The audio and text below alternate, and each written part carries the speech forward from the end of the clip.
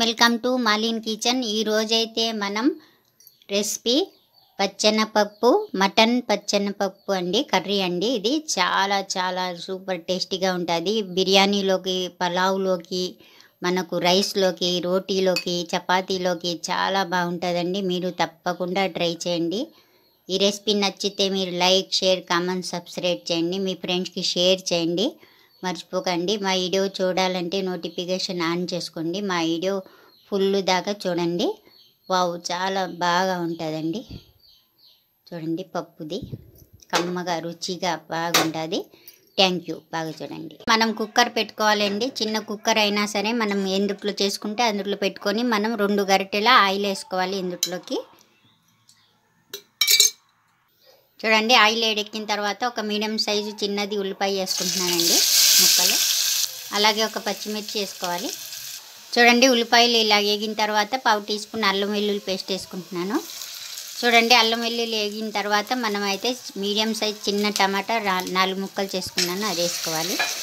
మన ఇష్టం అండి, వేసుకుంటే వేసుకోవచ్చు, లేకుంటే లేదు. టమాటా చూడండి, టమాటాలు ఇలా వేగిన తర్వాత మనం ఇందులోకి ఇప్పుడు చూడండి 100 గ్రాములు నేను మటన్ తీసుకున్నానండి. తీసుకొని శుభ్రంగా కడిగానండి, ముక్కలు చేసుకున్నాను. ఈ మటన్ని నేను ఈ కుక్కర్లో నేను చేసేది మటన్ ఒకరికే కర్రీ, అందుకే తక్కువ తీసుకున్నానండి.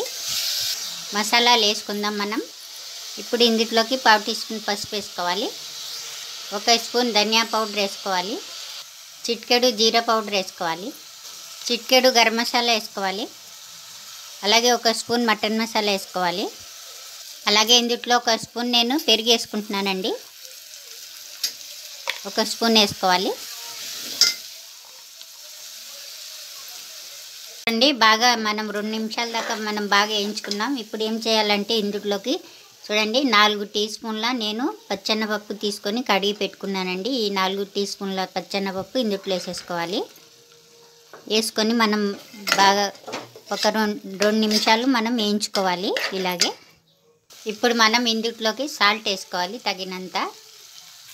చూడండి, బాగా కలిపేసుకోవాలి.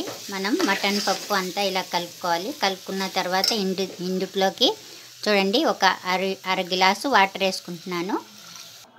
చూడండి, నీళ్ళు వేసుకున్న తర్వాత మనం కొత్తిమీర వేసుకోవాలి. ఇందులో కొత్తిమీర, కొద్దిగా ఉల్లికాడలు వేసుకోవాలి. వేసుకొని మనం ఒకసారి ఇలా కలిపేసుకోవాలి. చూడండి, ఇలా కలిపేసుకోవాలి. మనం కలుపుకున్న తర్వాత చూడండి, మూత పెట్టుకున్నాను. కుక్కర్ మూత పెట్టుకొని ఒక 3 విజిల్స్ రావాలండి. 3 విజిల్స్ వచ్చినాయండి. ఇప్పుడు చూద్దాం మనం అయితే. వావ్, చల్లారిపోయింది. వావ్, చూసారా, రెడీ అయిపోయింది. చూడండి మనకు. వావ్, మటన్ శనగపప్పు కర్రీ అయితే రెడీ అయిపోయిందండి. ఈ రెసిపీ నచ్చితే లైక్ చేయండి.